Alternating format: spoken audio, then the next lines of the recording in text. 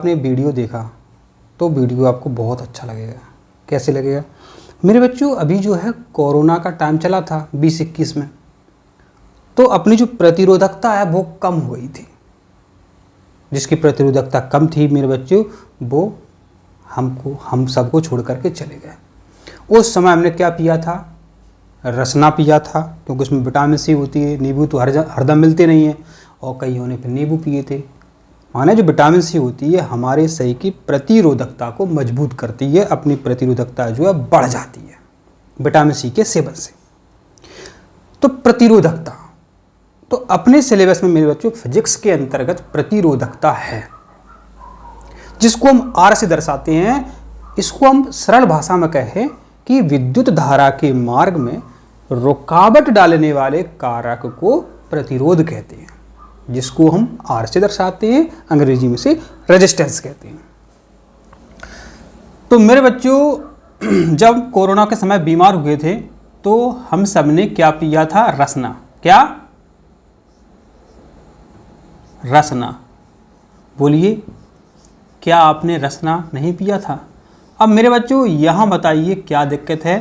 पूरे यूट्यूब पर किसी ने ऐसा नहीं समझाया होगा। मेरे बच्चों कम से कम 85%, कितना भी कठिन सब्जेक्ट हो हम आपको सरल करके समझा देते हैं, और 85% तो उंगलियों पे आपको याद हो जाता है। जब आप बीमार होते हैं, बीमार हुए थे, हम बीमार हुए थे तो शरण में गए थे, रसना की शरण में गए थे। कहाँ गए थे? रसना की शरण में गए थे। तो मेरे बच्चों आर एस बराबर जो एन आर है, यह श्रेणी क्रम का सूत्र है। मेरे बच्चों यह किसका सूत्र है? श्रेणी क्रम का। एस का मतलब होता है सीरीज, माने श्रेणी क्रम, प्रतिरोधों का श्रेणी क्रम। कहोगे सर प्रतिरोधों का श्रेणी क्रम क्या है? मेरे बच्चों एक तार है, दो तार होते हैं आपके, तो माने प्रतिरोध आपको इस प्रकार से सीरीज में लगाने हैं, इसे बोलते हैं हम श्रेणी क्रम। ठीक है। पुनः एक बार देखो, आपको इस सूत्र याद करना है, आर एस बराबर एन आर। मेन बात यही है, आपको याद रहेगा कि सर ने बोला था कोरोना के समय या बीमारी में हम रसना पीते हैं। रसना, आर एस बराबर एन आर, माने रसना की शरण में जाते हैं। श्रेणी क्रम का सूत्र है आर एस बराबर एन आर। तो मेरे बच्चों जब प्रतिरोधों को हम श्रेणी क्रम में लगाते हैं तो यदि कुल मान पेपर में पूछा जाता है, पूछते ही हैं, तो मेरे बच्चों कुल आर क्या होता है? इन तीनों को हम जोड़ देते हैं। कुछ भी नहीं करते हैं, जोड़ना है। यदि इनका मान मेरे बच्चों उन्होंने दिया, एक का दिया 2, एक का दिया 5, एक का फिर दिया 5, तो सभी को जोड़ देना, तो मेरे बच्चों इसका आंसर जो आएगा 12 आएगा। ठीक है। प्रश्न इस तरीके से पेपर में पूछा जाएगा, यदि 5 ओम के प्रतिरोध हैं तो प्रतिरोध का कुल मान सबसे अधिक वाले प्रतिरोध से अधिक होता है। ठीक है। इस श्रेणी क्रम की बात हो रही है। समांतर क्रम में हम उल्टा कर देंगे। समांतर क्रम में कुल प्रतिरोध जो आता है, सबसे कम जो प्रतिरोध होता है उसके मान से भी कम मान आता है।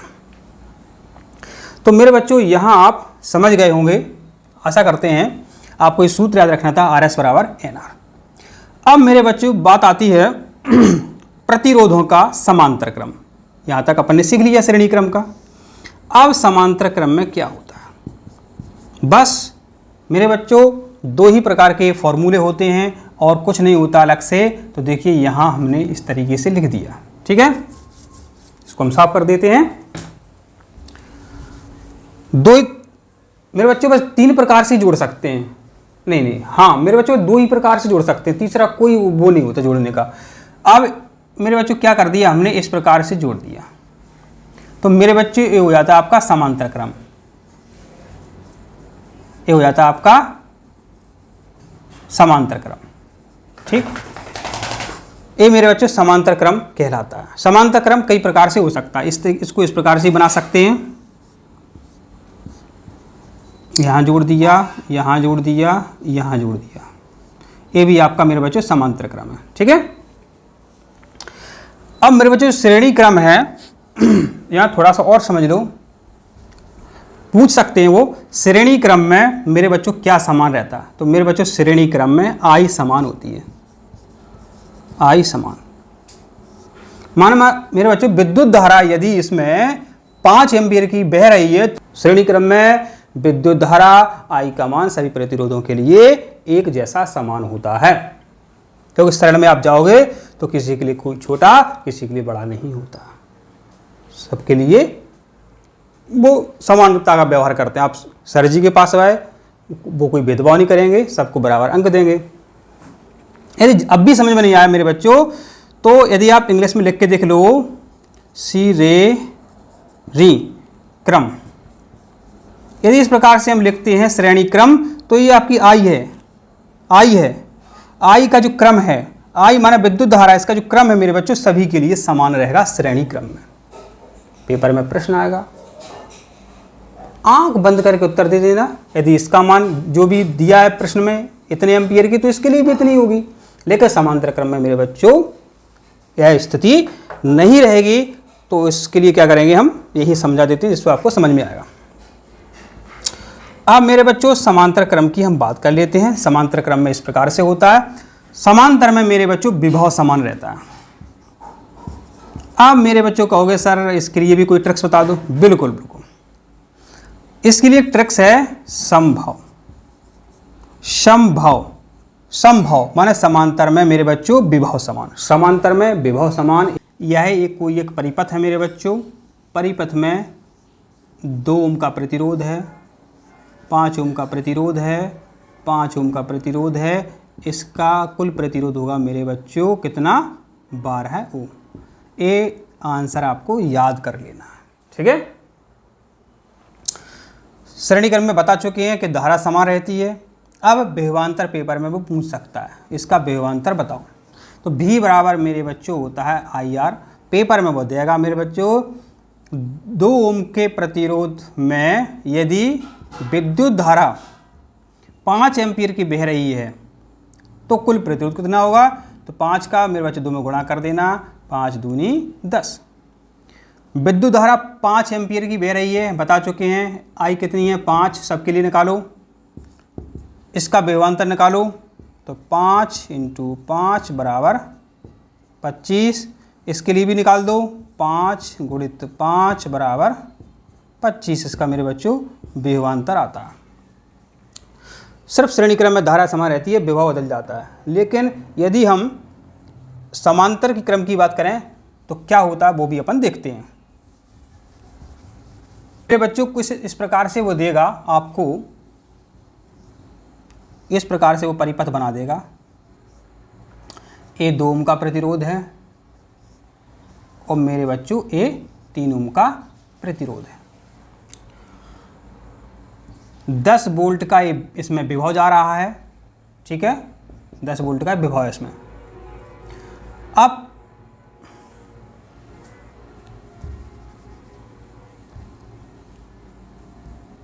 मेरे बच्चों इसमें 12 वोल्ट का विभव जा रहा है। ठीक है, 12 वोल्ट का।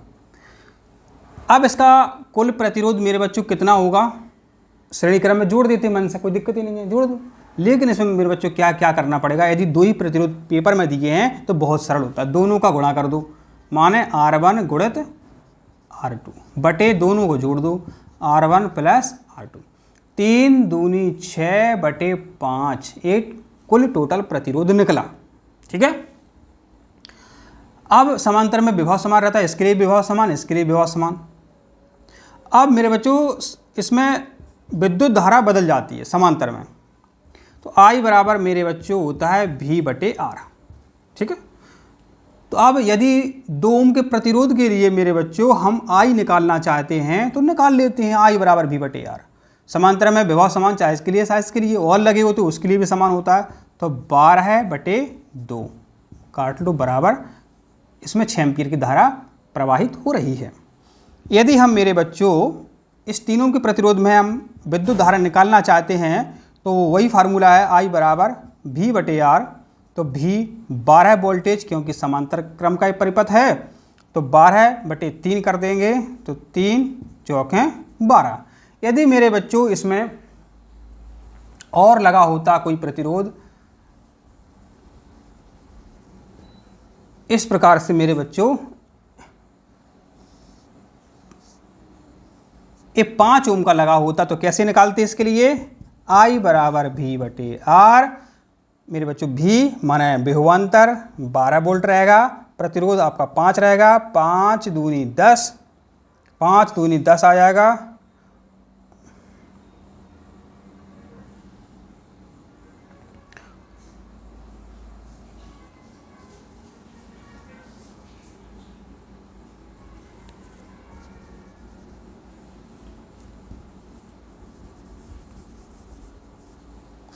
मेरे बच्चों यदि यहाँ प्रतिरोध होता 15 ओम का, तो संख्या बदल सकते हैं, तो यहाँ वही फार्मूला अपनाना है, I बराबर V/R। V कितना है आपका 12 वोल्ट का विभवांतर है, R आपका 15 है। इसमें भाग दे दियो आप, जो भी निकले उत्तर तो वो निकाल लियो आप, ठीक है।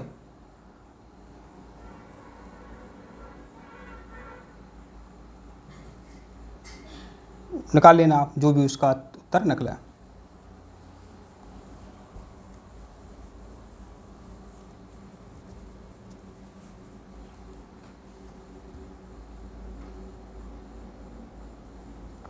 मेरे बच्चों यहाँ 6 ओम का प्रतिरोध होता तो क्या होता, उसमें प्रवाहित विद्युत धारा का मान I बराबर मेरे बच्चों V/R, ठीक है।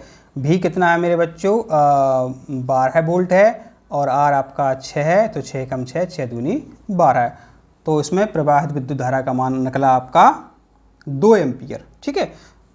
तो मेरे बच्चों इस प्रकार से मेरे बच्चों इतने सरल प्रश्न आपसे पूछे जाते हैं कि पूछो ही मत मेरे बच्चों, इतने सरल प्रश्न आपसे मेरे बच्चों पूछे जाते हैं।